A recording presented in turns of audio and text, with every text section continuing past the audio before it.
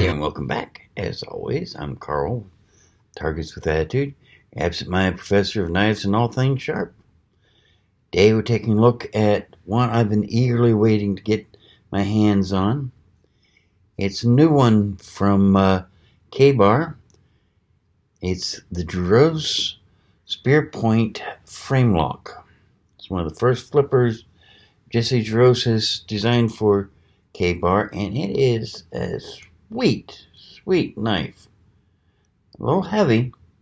It's almost 1/3 of a pound, which, wow. Yeah, it's, you know you've got a knife in your hands when you feel this one. 10 G10 scales on the front side. Back side, since it's a frame lock, is of course open. But this is titanium. It's not steel, it's titanium. Nice and tough. Beautiful pocket clip. It comes set for right side tip up, but you can flip it for right side tip down. Unfortunately, you can't set it for left hand carry, which is a shame. It's not ambidextrous. Could wish it was, but you know, you deal with what you got. The blade itself is AUS 8A. Very sweet. As you can see, it's got Ka-Bar on one side of the blade, and on the other, it's got Jesse Jarosz's name and the markings. It is it's made in Taiwan, unfortunately. Hey, better than China's, many people argue. Very nice. Very smooth. Comes right out. It is not assisted opening. It's just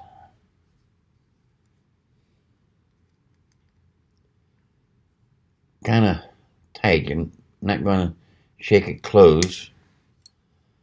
Unless, of course, you want to loosen that pivot point or put some lubrication on it. But the way it opens up, I'm not going to worry about that. Very sweet spear point. It's got some jimping right here on the back. Very nicely placed. Beautiful. Blade itself is 3.5 inches. Overall, it's 8.5 inches open. And it's got an interesting lanyard hole design here. Looks almost like it could be used as a clip, but it's not. It's a lanyard hole. All in all, very sweet. For those of you who don't know too much about Jesse Jarosz, well, he comes from a long line of people who are used to working with their hands. Grew up in Nebraska on some serious acres. Apparently he did a lot of hunting and fishing as a kid. He claims he made his first knife in 2009 during a snowstorm when he couldn't get outside. A little surprised it took him that long, but you know, hey, that's still 10 years ago, and he's been turning them out ever since, and they are just sweet knives. So let's see how this one does straight out of the box. Start with a standard piece of paper. And let's see here. Going through that like a bird through the sky.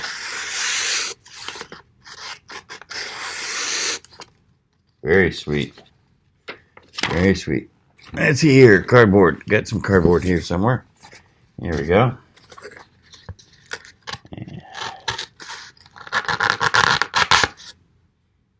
Right in.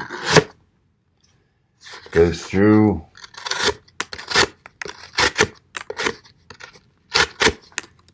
Yeah. Make fast work of any box you happen to think of, that's for sure. Let's see here, what's next? Oh, yes. Hang packaging test. Gold Peak Keek bottle. Much heavier plastic than your standard soda bottle. Much heavier than what you find on most hang packaging. So if you can take this, it'll take any hang packaging I know of. Here's. And like a champ. Man, it just made short work of that. That thing is just... That's easily one of the best bottle openers I've ever seen. Paracord. Where is the end of the paracord? Here's the end of the paracord. So, one loop without any problem whatsoever. Two loops.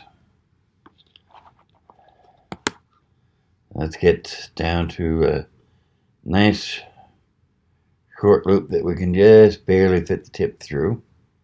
And see how that tip does. 'Cause one slice. That is impressive as hell. Oh. Heavy cowhide.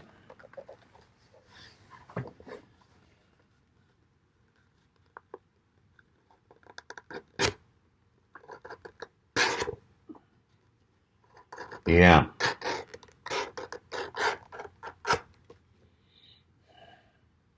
This thing would make a good hunting knife.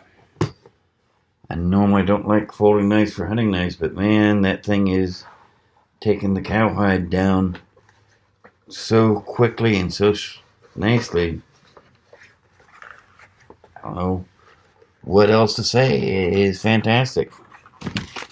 Piece of wood. Let's see here. I got a piece of... I guess. Here we go.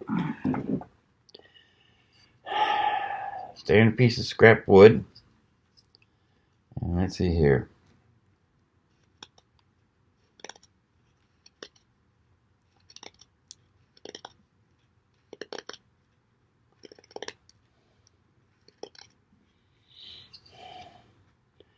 Need to make a feather board to start a fire with.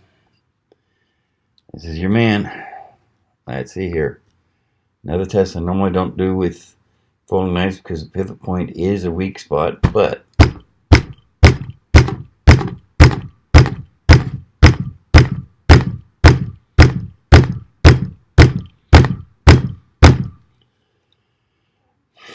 just using my hand. Imagine how fast I would go if I actually used a baton.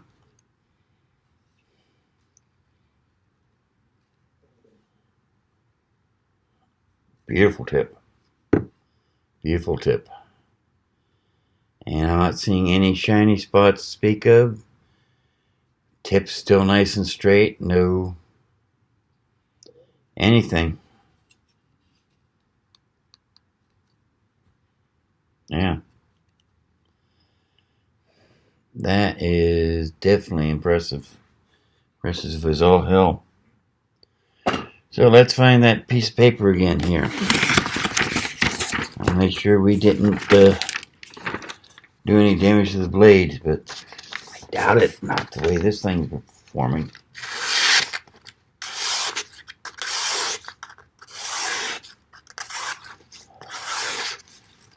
Alright. Making confetti and no problem whatsoever. This is really, really nice. I mean, it is just... Forgive me. I think I have found myself a new folding hunter. And it'll work quite well for a EDC knife as well. Not a bad price point considering The quality, I mean, titanium pocket clip liner and backside, good quality G10, AUS 8 steel for the blade, and all with its just retail price of only $109. Yeah, it's just amazing.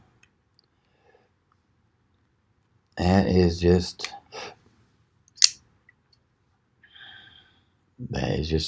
so sweet. There you have it.